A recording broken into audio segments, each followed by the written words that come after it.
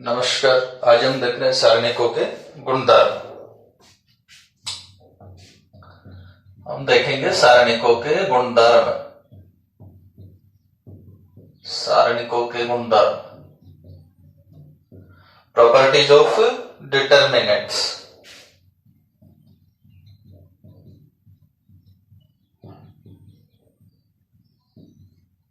Properties of determinants. ठीक है, सारणिकों के गुणधर्म, प्रॉपर्टीज ऑफ डिटर्मिनेंट्स। पहला गुणधर्म, यदि किसी सारणी की सभी पंक्तियों को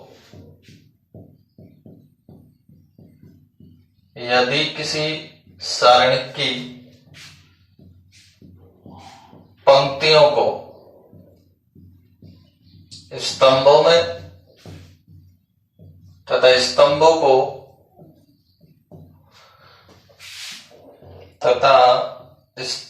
को पंक्तियों में परिवर्तित कर दिया जाए, स्तंभों को पंक्तियों में परिवर्तित कर दिया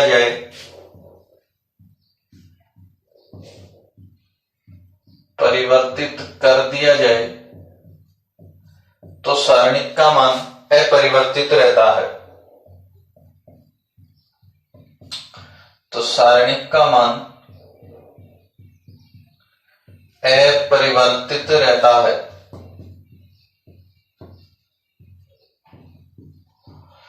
ठीक है, ये सारणी का पहला प्रॉपर्टी अपने पास में कि यदि किसी सारणी की पंक्तियों को स्तंभों में तथा स्तंभों को पंक्तियों में परिवर्तित कर दिया जाए तो सारणी का मान अपरिवर्तित रहता है।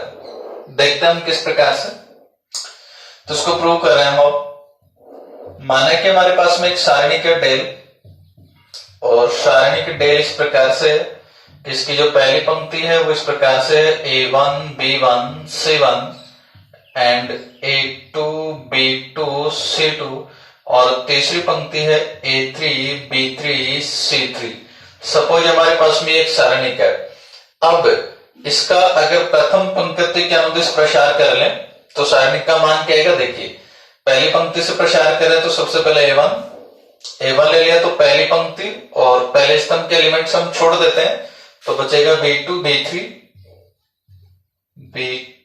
B3 C2 C3। फिर आ जाएगा माइनस B1, तो पहली पंक्ति दूसरी स्तंभ को छोड़ देंगे तो A2 A3 and C2 C3 plus C1, और C1 जब लिखेंगे तो पहली पंक्ति तीसरा स्तंभ छोड़ देंगे तो A2 A3 B2 B3।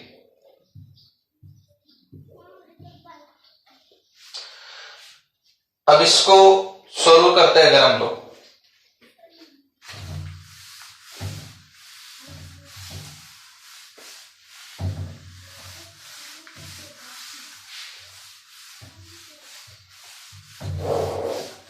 इसको अगर सोल्व करेंगे तो देखिए क्या बनता है।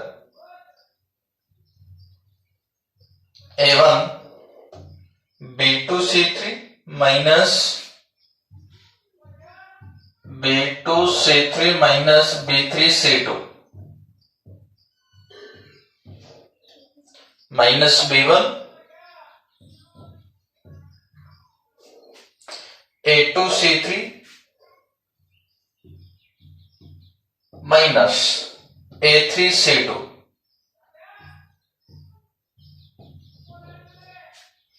Plus C1 A2 B3 minus A3 B2। ठीक है, ये अपने पास में सारणी का मान आ गया डेल। अब देखिए, प्रॉपर्टी में हमने क्या कहा है कि सारणी की सभी पंक्तियों को स्तंभों में और स्तंभों को पंक्तियों में अगर परिवर्तित कर दिया जाए तो परिवर्तित करने पर जो सारणिक मिलता हमें, माना कि वो डेल ट्रांसपोज है, डेल ट्रांसपोज से रिप्रेजेंट करें और अब चेंज करके लिख रहे हैं, तो उस पंक्तियों को स्तंभों में परिवर्तित करना है, स्तंभों को पंक्तियों में परिवर्तित करना है। तो ये जो पहली पंक्ति है इसको हम बना देंगे पहला स्तंभ। तो ये अपने पास में आ जाएगा A1 B1 C1। दूसरी पंक्ति, इसको दूसरा स्तंभ बनाएंगे तो A2 B2 C2। तीसरी पंक्ति को हम तीसरा स्तंभ बनाएंगे तो A3 B3 एंड C3। और अब इस सारणिक का पहली पंक्ति के अनुदिश अगर प्रसार कर दे तो इसका मान क्या आएगा, देखिए। सबसे पहले A1 पहली पंक्ति पहला स्तंभ छोड़ देंगे तो B2 C2 and B3 C3 minus A2 और अब पहली पंक्ति दूसरा स्तंभ छोड़ दीजिए, तब आपके पास में जाएगा B1 C1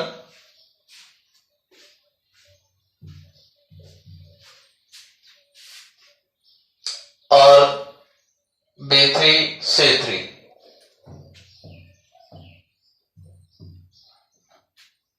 प्लस A3। तो पहली पंक्ति और तीसरा स्तंभ छोड़ दीजिए तो B1 C1 and B2 C2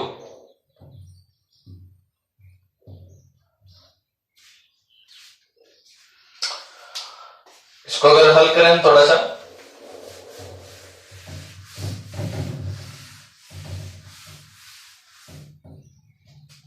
ये डेल था अपने पास में, तो del transpose equal to A1, इसको हल करिए B2 C3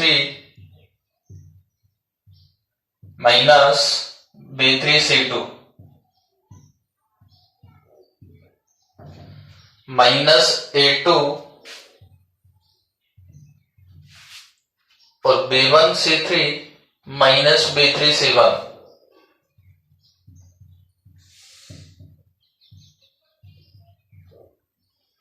प्लस A3। तो B1 C2 minus B2 C1। अब अगर इसको और इसको, ये जो डेल था इसकी कंपैरिजन अगर हम डेल ट्रांसपोज के साथ में करें तो ये दोनों बराबर हैं, बस थोड़ा सा इसको व्यवस्थित करने की आवश्यकता हमें। तो डेल ट्रांसपोज इक्वल टू, अब इसको हम थोड़ा व्यवस्थित करके लिख रहे हैं, तो ये जो पहला पद है इसको हम एज इट इज लिखेंगे, तो ये आ जाएगा A1 B2 C3 minus B3 C2। और इसको देखिए जरा बिल्कुल सेम है। अब जो दूसरा पद है उसको अगर देखें तो यहां माइनस B1 है जबकि यहां माइनस A2 है, तो हम क्या करेंगे, यहां माइनस B1 लिखते हैं एक बार। और ऐसे दो पद देखेंगे अपन जिनमें से B1 कॉमन आ रहा है, तो देखिए यहां B1 नहीं था, एक तो B1 इसमें से मिल रहा हमें, तो माइनस A2 B1 C3 इस प्रकार से बनेगा। तो इसमें से B1 आपने जब कॉमन ले लिया तो बच जाएगा A2 C3। इसके अलावा B1 एक आपको यहां से मिलेगा A3 B1 C2, और A3 B1 C2 में से जब माइनस B1 अगर हम कॉमन ले लेंगे तो यहां बचेगा माइनस, क्योंकि यहां प्लस था, कॉमन आपने माइनस लिया। इसके अलावा B1 जब कॉमन ले लिया तो बच गया A3 C2। और नेक्स्ट अगले पद में हमने प्लस C1 चाहिए, अब देखना दोनों सेम है, और अब हमें चाहिए प्लस C1, तो C1 कॉमन ले लीजिए। एक तो यहां से ये था माइनस माइनस प्लस हो गया, C1 कॉमन आ गया तो बचा A2 B3 और माइनस, यहां से देखिए इनमें से C1 जब कॉमन ले लेंगे A3 B2, और अब डेल ट्रांसपोज और डेल दोनों की कंपैरिजन करिए भाई, दोनों बिल्कुल सेम सेम है। इसका मतलब डेल बराबर है डेल ट्रांसपोज के। इसलिए हम कह सकते हैं कि अगर किसी सारणी की पंक्तियों को स्तंभों में और स्तंभों को पंक्तियों में अगर परिवर्तित कर दिया जाए तो सारणी का मान अपरिवर्तित रहता है। सेकंड प्रॉपर्टी देखते हैं।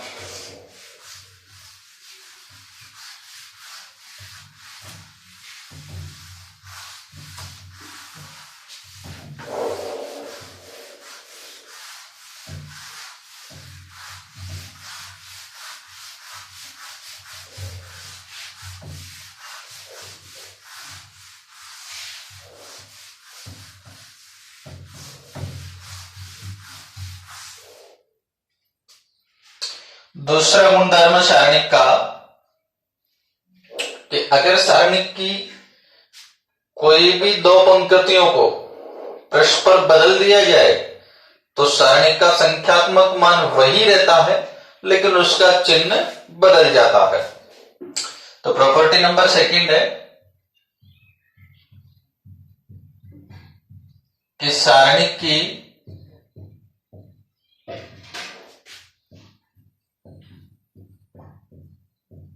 किन्हीं दो पंक्तियों या स्तंभ भी हो सकते हैं, पंक्तियों या स्तंभों का परस्पर विनिमय करने पर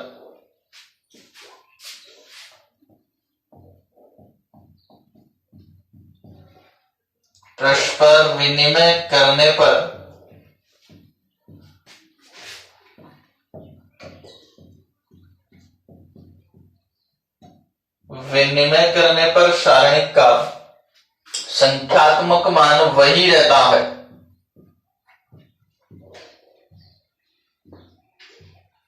सारणी का संख्यात्मक मान वही रहता है, संख्यात्मक मान वही रहता है लेकिन चिन्ह बदल जाता है।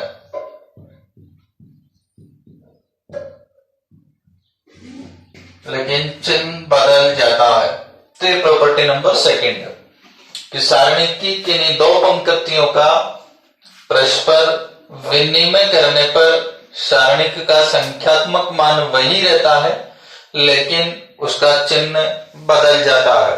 देखते हैं, अब इसको हम प्रूव करते हैं। देखिए, सबसे पहले हम लोग एक सारणी ले लेते हैं।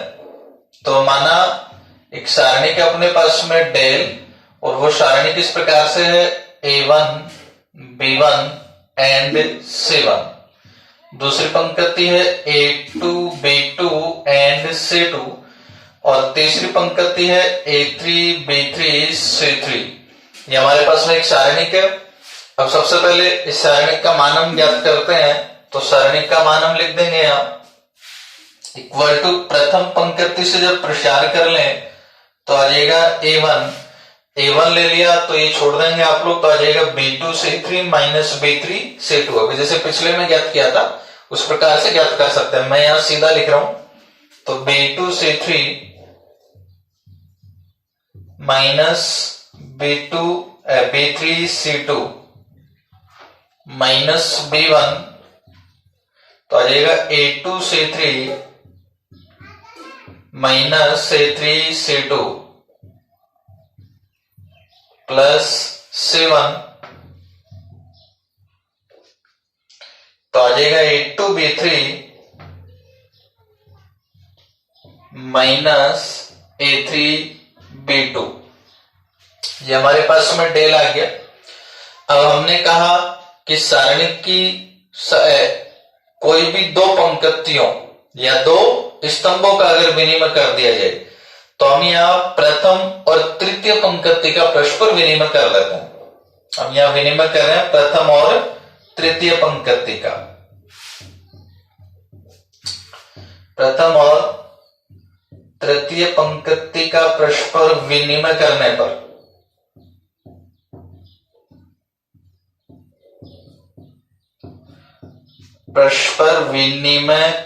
पर ठीक है भाई, देखते हैं। प्रथम और तृतीय पंक्ति का परस्पर विनिमय करने पर डेल इक्वल टू,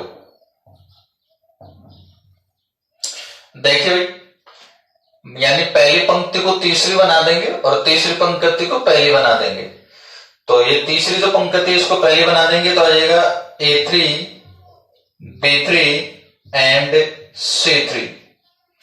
फिर दूसरी एज इट इज आ जाएगी तो A2 B2 C2, और ये जो तीसरी थी इसके स्थान पर आप पहली लिख देंगे तो ये आ जाएगा A1 B1 C1। तो ये नई जो सारणी है इसको हमने सपोज डेल 1 लिख लिया, और अब इसका अगर मान ज्ञात करें डेल 1 का अपन, तो डेल 1 इक्वल टू देखिए क्या आएगा, प्रसार करें हम पहली पंक्ति के अनुदिश, पहली पंक्ति से प्रसार करेंगे तो सबसे पहले A3, इसका मान मैं सीधा लिख रहा हूं B2 C1 minus B1 C2, फिर माइनस B3 जब आपने ले लिया तो आ जाएगा A2 C1 minus A1 C2, A2 C1 minus A1 C2 और प्लस C3,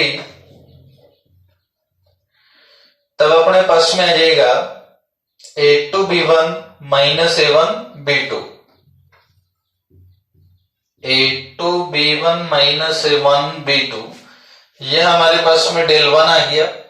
अब इसका कंपैरिजन अगर हम डेल के साथ में करें तो देखिए क्या बनता है।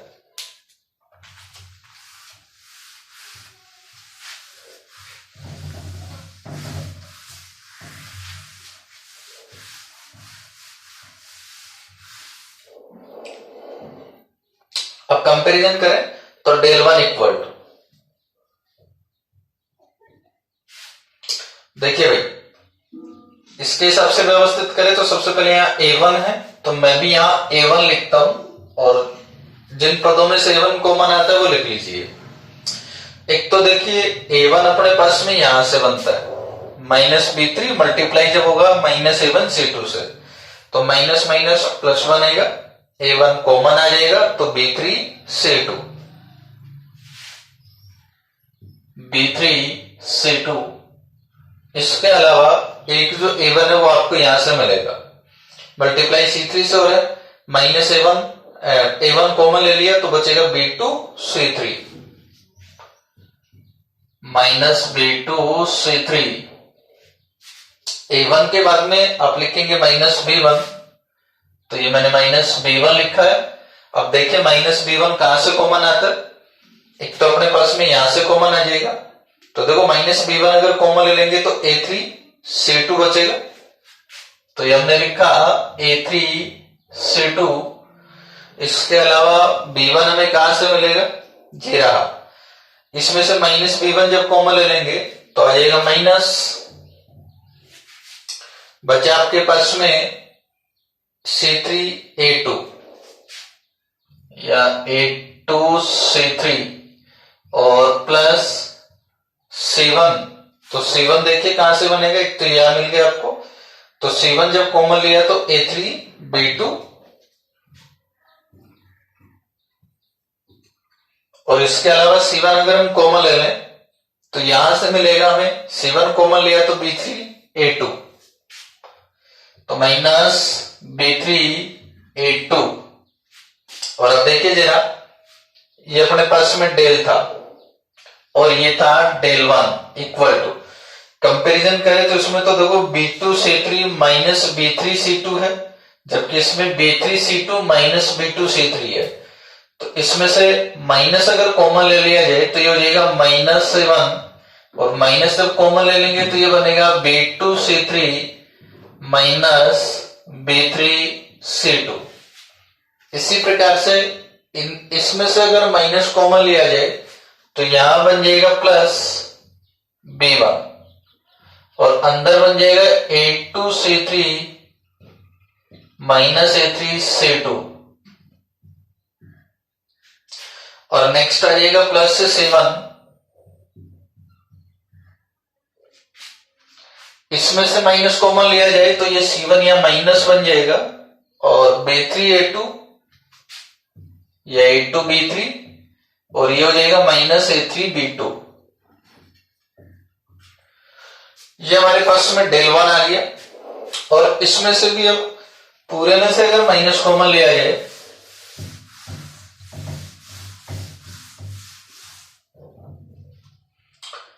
तो del 1 इक्वल टू माइनस, अगर कंप्लीट कॉमन ले लिया जाए तो माइनस, ये बन जाएगा प्लस हो जाएगा तो A1 B2C3 minus B3C2 plus minus बन जाएगा, माइनस कॉमन लिया है तो B1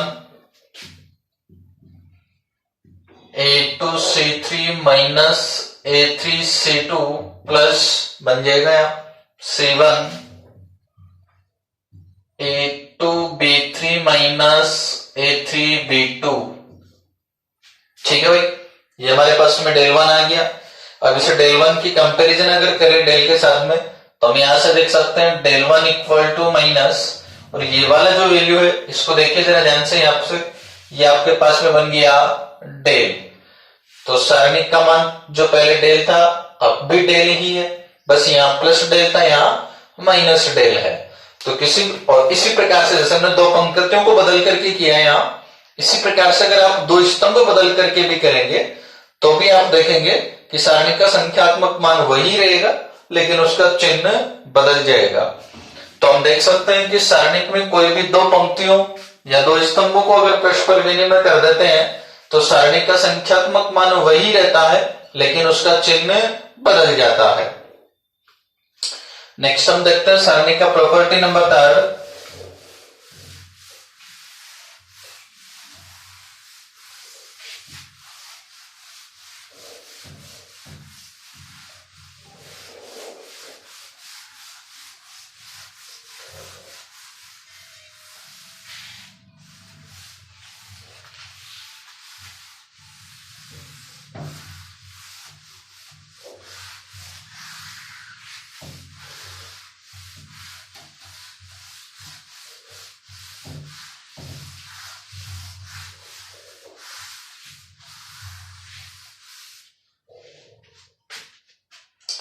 तो नेक्स्ट प्रॉपर्टी नंबर 3 हम देखते हैं।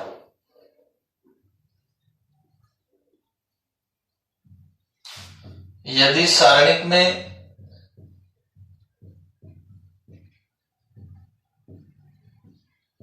दो पंक्ति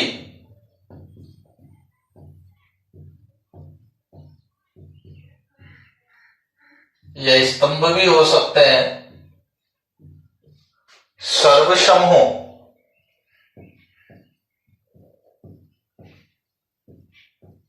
सर्वसम हो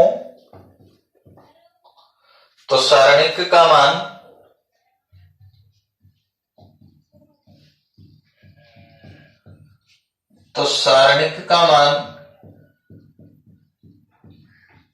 शून्य होता है।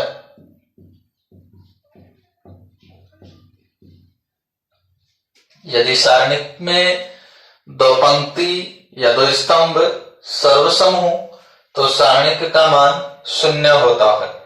किस प्रकार से होता है देखिए, सपोज माना कि हमारे पास में एक सारणी का del, सारणी के del मैंने लिखा इस प्रकार से A1 B1 and C1, A2 B2 and C2, A3 B3 and C3। ये अपने पास में सारणी के, और अब हमने कहा है कि अगर इसमें दो पंक्ति सर्वसम हो, दो पंक्ति सर्वसम हो, सर्वसम का मतलब ये लीजिए, ये सारणी मैंने लिख दिया। अब इस सारणी में देखिए जरा, पहली पंक्ति और तीसरी पंक्ति को देखिए, सर्वसम है मतलब बिल्कुल समान है दोनों, तो सारणी का मान शून्य होगा। क्यों होगा देखते हैं। ये सारणी के अपने पास में del, और अभी हमने प्रॉपर्टी देखा था कि अगर सारणिक में दो पंक्ति या दो स्तंभों का अगर परस्पर विनिमय कर दिया जाए तो सारणिक का संख्यात्मक मान वही रहता है लेकिन उसका चिन्ह बदल जाता है। तो अब देखिए इसको, इसमें मैं प्रथम और तृतीय पंक्ति का विनिमय करता हूं, प्रथम और तृतीय पंक्ति का परस्पर विनिमय करने पर, प्रथम और तृतीय पंक्ति का परस्पर विनिमय करने पर, अब हम पहली और तीसरी पंक्ति का अगर विनिमय करते हैं तो क्या मिलता है, देखिए सपोज जो सारणी के इसको मैं del 1 से रिप्रेजेंट करता हूं। अब जो तीसरी पंक्ति है इसको तो बना दीजिए पहली पंक्ति, तो आएगा A1 B1 C1। दूसरी पंक्ति हम एज इट इज लिखेंगे तो A2 B2 C2, और जो पहली पंक्ति है इसको हम बना देंगे तीसरी पंक्ति। इनको दोनों को आपस में बदल दिया तो ये आ जाएगा A1 B1 C1। अब इस सारणी को अगर हम जरा ध्यान से देखें तो हमें ये वापस डेल के बराबर दिख रही है, तो ये वापस बराबर हो गया डेल के। लेकिन अभी हमने देखा था प्रॉपर्टी में कि अगर दो पंक्ति या दो स्तंभों को अगर आप बदल देंगे तो सारणी का जो संख्यात्मक मान है वही रहता है, लेकिन उसका चिन्ह बदल जाता है। इसका मतलब जो del 1 है, del 1 हमें कैसे मिली है भाई, इसकी दो पंक्तियों का जब विनिमय किया तब हमें del 1 मिली है। इसका मतलब del 1 बराबर होगी del के, लेकिन इसका चिन्ह बदल जाएगा, तो del 1 बराबर होगी माइनस del के। अभी पिछली प्रॉपर्टी में हमें प्रूव भी किया है del 1 equal to minus del, तो del 1 बराबर होगा माइनस del के। इक्वेशन नंबर सेकंड, दोनों इक्वेशन को देखिए जरा, यहां से del 1 इक्वल है del के, यहां से del 1 इक्वल है माइनस del के। हमने देखा LHS दोनों की बराबर है, इसका मतलब दोनों की RHS भी बराबर होगी। तो एक व दो से आपने क्या देखा भाई, del इक्वल टू LHS बराबर है तो RHS बराबर हो जाएगी, तो del equal to minus del, तो del equal to minus del। अब बच्चे लोगों अगर इसका पक्षांतरण कर लिया जाए तो 2 del equal to 0, then del equal to 0। तो अगर किसी भी सारणिक में दो पंक्ति या दो स्तंभ अगर सर्वसम हो तो सारणिक का मान 0 होता है। ये हो गया सारणिक का प्रॉपर्टी नंबर 3। नेक्स्ट हम देखते हैं प्रॉपर्टी नंबर 4।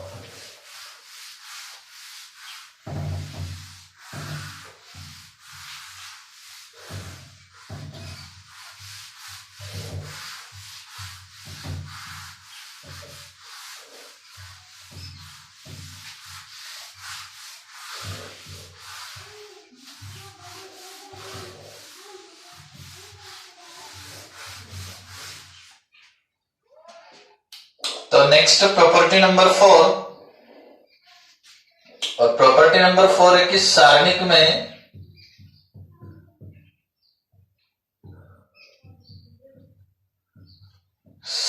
में किसी एक पंक्ति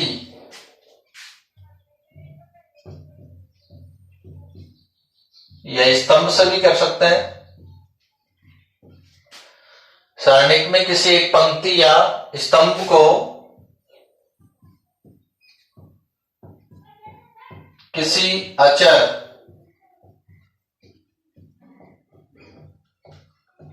के से गुणा करने पर,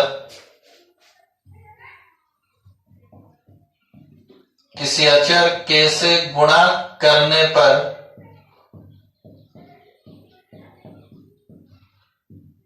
सारणिक का मान भी के गुणा हो जाता है, सारणिक का मान भी के से गुणा हो जाता है। ठीक है भाई, देखते हैं किस प्रकार से। ये प्रॉपर्टी नंबर 4 है कि सारणिक में किसी एक पंक्ति या स्तंभ को किसी अचर के से गुणा करने पर सारणिक का मान भी के से गुणा हो जाता है। प्रूव करते हैं, देखिए सपोज हमारे पास में एक सारणिक है del, और सारणिक del हमने इस प्रकार से लिख दिया A1 B1 C1 and A2 B2 C2 and A3 B3 C3। और अब देखिए इस सारणिक का मान अगर हम ज्ञात करें तो del इक्वल टू प्रथम पंक्ति से प्रसार कर लेंगे तो इसका मान आ जाएगा A1 B2 C3 minus B3 C2, फिर आ जाएगा माइनस B1, तब आपके पास में बनेगा A2 C3 minus A3 C2 plus 7 हमने लिख दिया, तो A2 B3 minus A3 B2, ये हमने डेल लिखा है और डेल अब लिख लिया। तो अब नेक्स्ट पढ़िए, देखो किसी पंक्ति या स्तंभ को किसी अचर कैसे गुणा करने पर। अब सपोज हमने पहली पंक्ति के सभी एलिमेंट्स को कैसे गुणा कर देंगे, तो प्रथम पंक्ति के अवयवों को कैसे गुणा करने पर जो नई सारणिक मिलेगी वो सपोज डेल 1 है, और इसको कैसे मल्टीप्लाई करके लिख दिया, तो के A1 के B1 एंड के C1। दूसरी और तीसरी पंक्ति आप एज इट इज लिख लेंगे, तो A3 B3 C3। अब इसका प्रसार अगर कर दें हम प्रथम पंक्ति के अनुदेश, तब ये इस प्रकार से जाएगा। सबसे पहले आ गया के A1, तो B2 C3 minus B3 C2 minus के B1, तो अब आपके पास में आ जाएगा A2 C3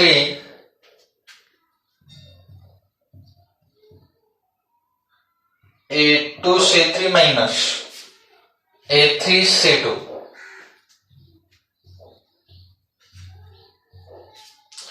प्लस के C1,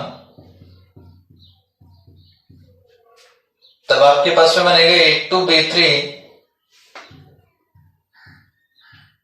माइनस A3 B2।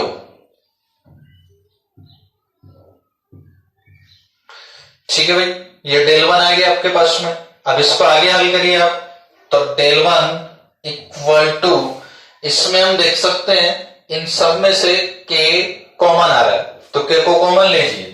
ये हमने के कॉमन ले लिया, और के जब कॉमन ले लिया तो क्या बचा, सबसे पहले आ गया A1 B2 C3